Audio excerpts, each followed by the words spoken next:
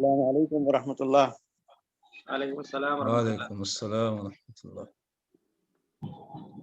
پہلے تو وہی بہت خوشی کی بات یہ ہے کہ آپ لوگوں نے یعنی اس پروگرام کا انعقاد کیا، جو اس سے آپ لوگوں کے تعلق کا اندازہ ہوتا ہے اور محبت کا۔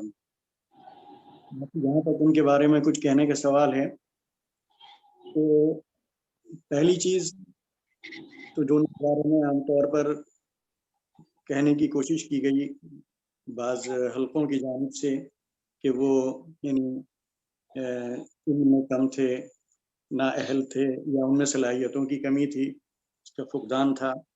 تو پہلی چیز تو ہم یہ بتانا چاہیں گے کہ وہ ندوے سے عالم بھی تھے، فاضل بھی تھے، اور ڈویژن تھے، اور اس کے بعد انہوں نے لکھنؤ یونیورسٹی سے BA کیا، وہ بھی فرسٹ ڈویژن پاس ہوئے۔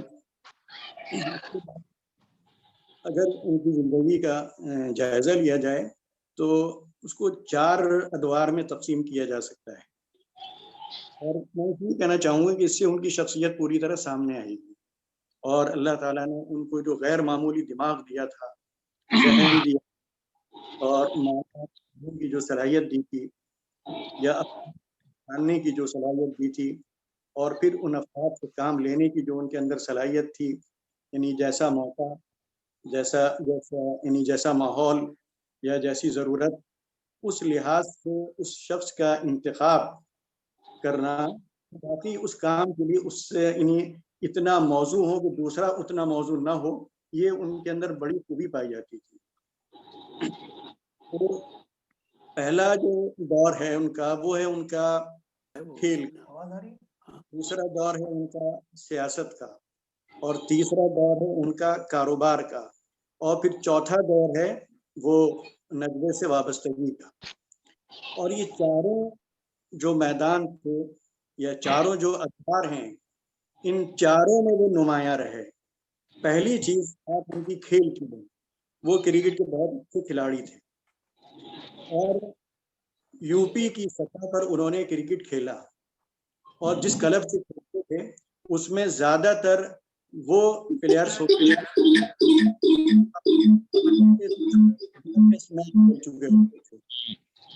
اور وہ اصلی بالر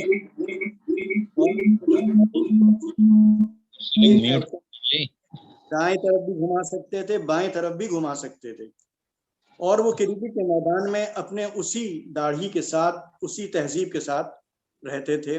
بس فرق اتنا ہوتا تھا، یعنی یہ ایک دلچسپی کی بات ہے کہ چونکہ اس زمانے میں جو اس طرح کے جو کرکٹ ہوتا تھا UP کی سطح پر، یعنی صوبائی سطح پر، تو اس کے لیے ان کو بہرحال وہ ڈریس بھی پہننا پڑتا تھا، اور اس زمانے میں کریم کلر کی پینٹ چلتی تھی اور کریم کلر کی ٹی شرٹ ہوتی تھی۔ اب مسئلہ یہ کہ ہمارے گھر میں تو پینٹ پہنی نہیں جاتی تھی، تو وہ کرتے کیا تھے کہ گھر میں انہوں نے جیسے پہن لیا اندر کمرے میں پتلون اور شرٹ، اور اوپر سے پاجامہ پہن لیا اور کرتا پہن لیا، اور اپنا نکل گئے، کسی کو پتہ بھی نہیں کہاں جا رہے ہیں۔ خیر، کرکٹ کے میدان میں رہے، وہاں جا کر انہوں نے پاجامہ کرتا اتارا، پینٹ شرٹ میں انہوں نے کرکٹ کھیلا، اس کے بعد پھر اوپر سے پاجامہ پہن لیا، پھر کرتا پہن لیا، پھر گھر آ گئے۔ تو اس طرح وہ کرکٹ کھیلتے رہے، لیکن بہت انہوں نے اس میں شہرت کمائی اور بہت انہوں نے نام کمایا، لیکن کرکٹ سے بھی انہوں نے بہت کچھ سیکھا، کیونکہ کرکٹ جو ہے وہ اگر آدمی کپتانی کر رہا ہے تو اس کو بہت سی چیزوں میں بڑے فیصلے لینے پڑتے ہیں، اور موقع کے مطابق فیصلے لینے پڑتے ہیں، کس سے گیند کرانا ہے، کس کو جو ہے بیٹنگ میں چینجنگ لانا ہے، اسپن کروانا ہے، فاسٹ بالنگ کروانا ہے۔ تو یہ موقع کی جو تبدیلی ہوتی ہے بڑی نازک ہوتی ہے، اور میچ میں جیت کا اور ہار کا دار و مدار انہی فیصلوں پر ہوتا ہے۔ تو یہ حمزہ صاحب کے اندر یہ صلاحیت کرکٹ سے پیدا ہوئی۔ خیر، یہ دور ان کا ختم ہوا کرکٹ کا۔ اس کے بعد ان کا ایک دوسرا دور آتا ہے، وہ ہے سیاست کا۔ ان کے بارے میں یہ بتانا چاہوں گا کہ جب وہ سیاست میں آئے تو ڈاکٹر عبدالجلیل فریدی صاحب کا زمانہ تھا، اور مسلم مجلس الیکشن میں حصہ لے رہی تھی، تو اس وقت ان کی شروعات تھی۔ اس کے بعد ڈاکٹر فریدی صاحب کا انتقال ہوا، اور حاجی ذوالفقار اللہ صاحب جو الہ آباد کے رہنے والے تھے وہ مسلم مجلس کے صدر بنے۔ تو انہوں نے حمزہ صاحب کی ان صلاحیتوں کو دیکھ کر ان کو آگے بڑھایا اور حمزہ صاحب کو مسلم مجلس کا صوبائی جنرل سیکریٹری تک انہوں نے بنایا.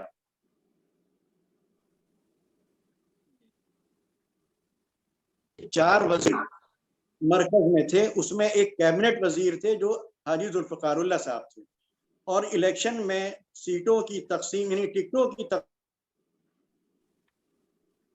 یہ وہ زمانہ تھا کہ سیاست میں حمزہ صاحب کا ستارہ چمک رہا تھا. اور ادیب صاحب کا نام آپ نے سنا ہوگا جو راجیہ سبھا کے ممبر بھی رہے، وہ مکتب اسلام آیا کرتے تھے. الیاس اعظمی صاحب وہ بھی جو ہے پارلیمنٹ کے ممبر رہے، ان کو بھی میں نے وہاں اکثر دیکھا.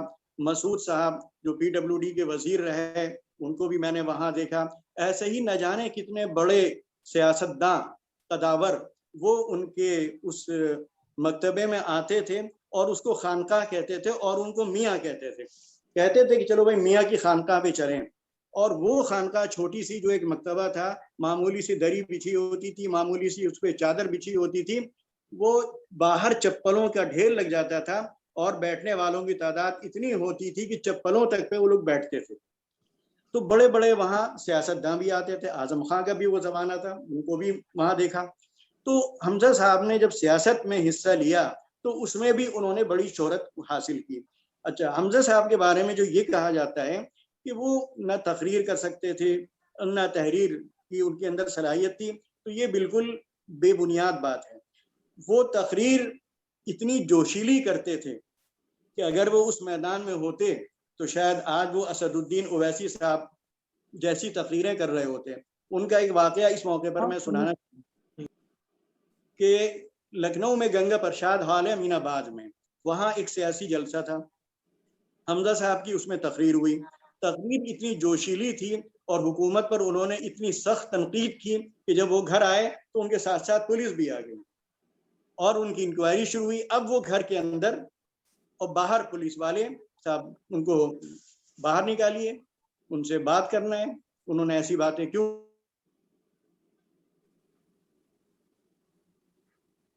صاحب موجود تھے، ان تک بات پہنچی، وہ بھی گھبرائے کہ یہ تو عجیب صورتحال پیدا ہو گئی.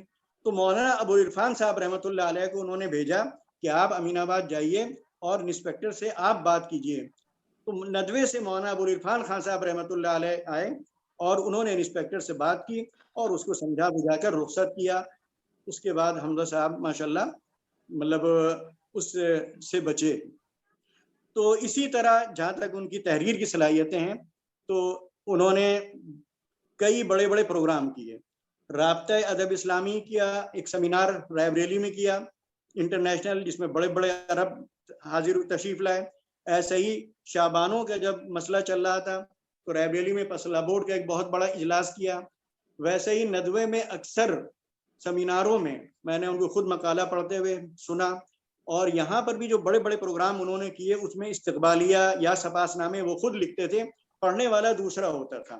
تو تحریر کی بھرپور صلاحیت تھی اور تقریر کی بھی بے پناہ ان کے اندر صلاحیت موجود تھی. بس یہ کہ ان کو وہ میدان نہیں ملا، اور خاص طور پر مولانا علی میاں رحمۃ اللہ علیہ نے ان کو اس سیاسی وہ میدان بھی چھوڑا. پھر وہ کاروبار میں آئے، کاروبار میں مکتبے کو سنبھالا اور ایک الحسن نام سے انہوں نے ایک کمپنی قائم کی، ایک ایکسپورٹ اور امپورٹ کی، جس میں وہ کڑھی ہوئی چیزیں، زردوزی کی چیزیں باہر لے جاتے تھے. اس کا کا کیا، ابو ظبی کا کیا، لیکن کچھ دن وہ اس میں رہے پھر انہوں نے یہ بھی چھوڑ دیا کیونکہ ان کو تو جانا تھا ندوے. پھر یہ ہوا کہ مولانا عبداللہ عباس نے ان کی صلاحیتوں کو پہچانا اور وہ ان کو اصرار کرتے رہے کہ آپ ندوے چلیے. اور انہوں نے ان کو ندوے لے جانے کے لیے یہاں تک پیشکش کی کہ 25,000 روپے آپ کی تنخواہ رہے گی اور آپ کو وہاں پر بس کچھ وقت دینا ہوگا. مولانا حمزہ صاحب نے یہ کہا کہ بھائی ہمیں رائے بریلی بھی جانا ہوتا ہے اور بھی ہمارے ادارے ہیں اور بھی ہمارے کام ہیں، مشکل ہے. لیکن آخر میں یہ طے ہوا کہ مہینے میں 3 ہفتے وہ ندوے کو دیں گے اور اس میں بھی 4 یا 5 گھنٹے کا وقت دیں گے، باقی جب چاہیں گے وہ رائے بریلی جا سکتے ہیں.